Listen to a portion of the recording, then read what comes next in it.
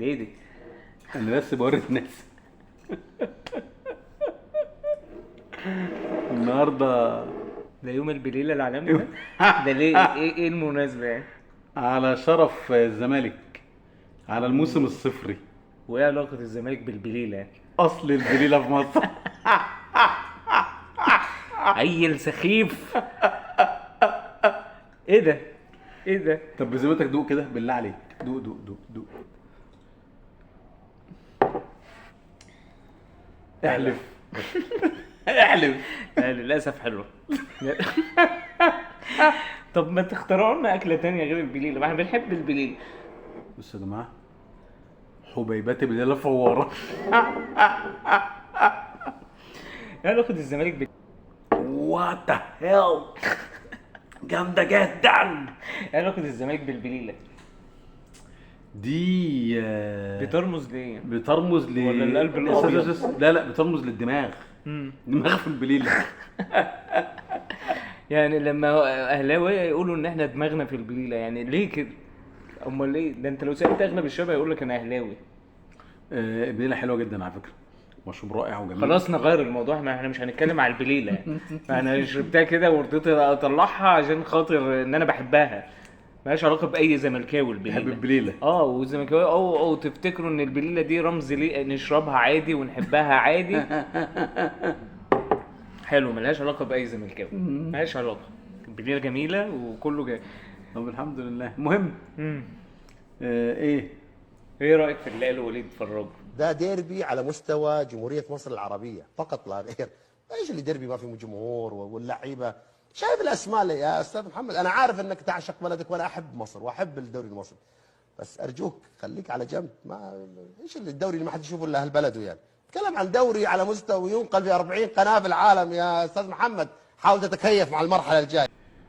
بص والله لان انتوا سبب فيه. لا ما تقولش في السبب، يعني مش عايز انتوا بقى سبب ايه فيه. العلاقه الذهنيه بتاعتكم دي. اللي سبب في اللي قال وليد فراج. ايه مال وليد فراج؟ انا مالي انا؟ المنظومه اللي بتخدمكم دي كلها هي السبب في اللي خلى وليد يعني فراج يقول الكلام ده. احنا بقالنا 3 سنين مثلا، احنا في عز قوه الزمالك من 2000 ل 2004، من 2000 ل 2004 اللي هو المفروض الزمالك اكتسح فيهم، خد افريقيا وخد 3 دوري، والزمالك عقد الرعايه بتاع الاهلي كان اكتر من الزمالك. ليه؟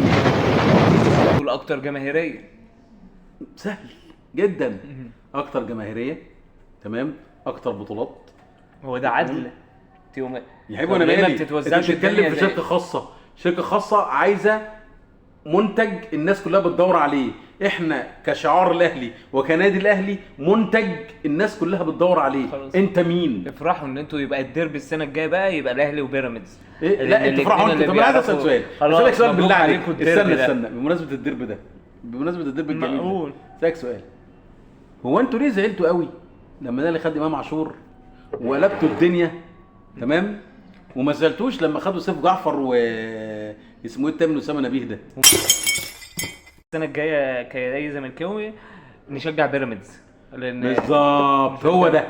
شجعوا عايزين يوصلونا لكده. انتوا مش نوصلكم، ده الواقع اللي انتوا ماشيين بيه. بس هيفضل الاهلي وبيراميدز بيلعبوا، هتشجع مين؟ هيفضل الزمالك الاهلي وبيراميدز بيلعبوا، هتشجع مين؟ مش هنشجع ولا ده ولا ده. احنا يا جدع ولقنا للفانيلا البيضه المنديل مش مهم، لاي حاجه بيضه اهي. ولا اكل البليله. احنا مستحيل كزملكاوي نشجع اي فرقه، لان احنا انتمائنا للزمالك فعلا. والله استاذ محمد علي، حضرتك اتفرجت على ماتش النصر والزمالك؟ صح؟ ايه رايك؟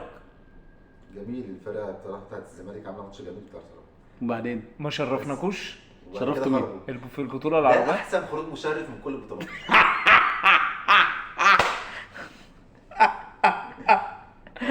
ماشي يا علوي، بيعملوا خروج مشرف بصراحه. خروج مشرف. السؤال المهم، عندك كام بطوله السنه دي؟ مفيش. تمام. عندنا تيشيرت كريستيانو مثلا. تمام. النتيجه الصفريه دي هل هي مزعلكم؟ عندهم انجاز. تيشيرت رونالدو ما لسه بيقول. طيب مزعلكم؟ طيب اكيد اي زملكاوي لازم يزعل معلش.